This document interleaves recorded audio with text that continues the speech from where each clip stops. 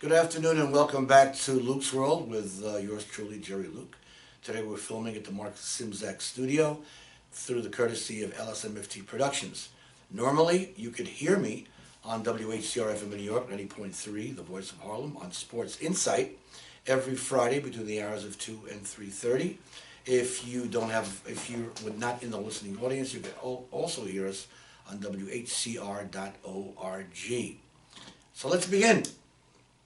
What do we have today? Well, I'm in the throes of retirement, and it's kind of a bumpy road, but I guess I don't really mind it. Just like I do everything else, I didn't prepare, and so I'm enjoying the route of somebody who's not prepared, spending a lot of time at the beach, which I really, really enjoy. We're doing some music, which I also enjoy, but there's some days that I'm just frittering away.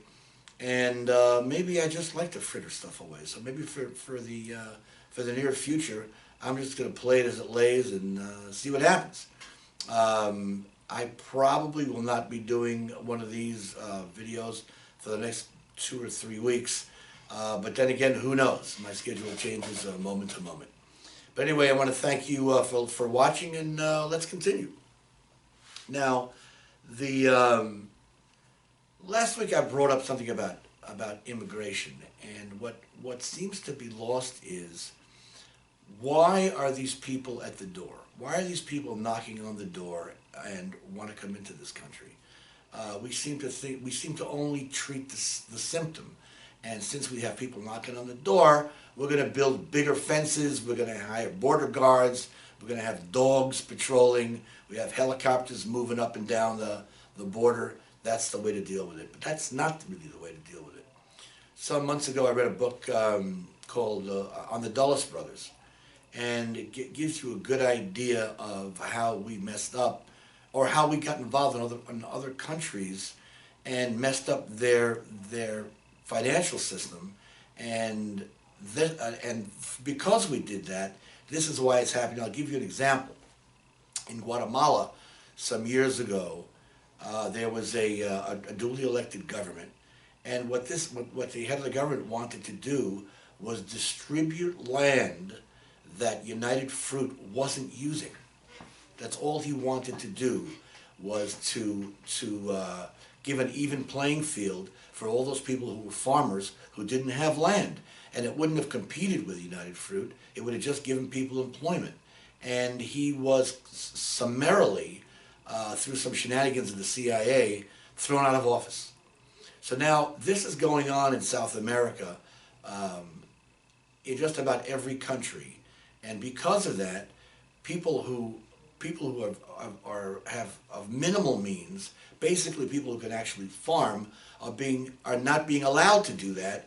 And if you don't give people a means to feed themselves, guess where they're going to go? They're going to go somewhere where they can. Now, another thing that technology has done is it's given everybody a TV set and everybody a cell phone and everybody access to every mode of communication. So they look at their stuff and they go, wow, the United States, you can get anything you want there. You can get anything you want in the United States. So that's why they're here. So you can build fences, you can have dogs, you can have helicopters. They're going to be knocking on the door because they're starving. That's why they're here. So unless we stop meddling in the internal affairs of other South American countries, this is going to continue. So the fact that we're having some sort of argument about immigration in terms of its symptoms is irrelevant. Hello? Okay. It's enough of that. Let's talk about our friend Donald Trump. I can't, I'm not a comedian, although I'd like to play one on TV. The guy has stuff that just doesn't end. And I didn't see Jon Stewart's bit on it the other night because I wanted to do my own shtick on it, and so here it is. You can't put somebody down for being a POW. You just can't do it. This guy's not worthy because he was in jail. This guy had his shoulders broken. The guy can't shake your hand without thinking about it, and without thinking about the fact that he's got to raise his hand to meet yours. There's a famous picture of him and Richard Nixon, a gentleman that I don't really like, but in terms of this, in terms of what's going on, he spent 5 years in a POW camp. 5 years. And the reason he spent 5 years in a POW camp was because he was under orders to do something. And he tried to carry out his mission. And for one reason or another, that mission went awry and he became a POW. The whole point of being in the Army is you have to follow orders. And that's what he did, and that's what everybody in the military does. If that didn't happen, we wouldn't have one. And let me just say this. I avoided service during Vietnam because I had a high lottery number. That's the only reason I did it. I guess I could say that I was shitting a brick that night when lottery numbers were picked up, and they were based on somebody picking out letters in a bowl. And my lottery number was high, so I lucked out. But the bottom line is, we need a military. If we didn't have a military, all these guys who are crying about the fact that we don't have a military, the fact that we shouldn't have a military, how are you going to defend the borders if we didn't have a military? And we just happen to be lucky in the United States because we're surrounded by a friendly country in the north and a semi-friendly country in the south. But if we were somewhere in Europe, we'd get our asses shot at every day. The bottom line is we need a military, and we need a strong one, but we don't need clowns politicizing events around the world to send the military to get their butts shot off for no reason at all. Now, let's get back to Donald Trump.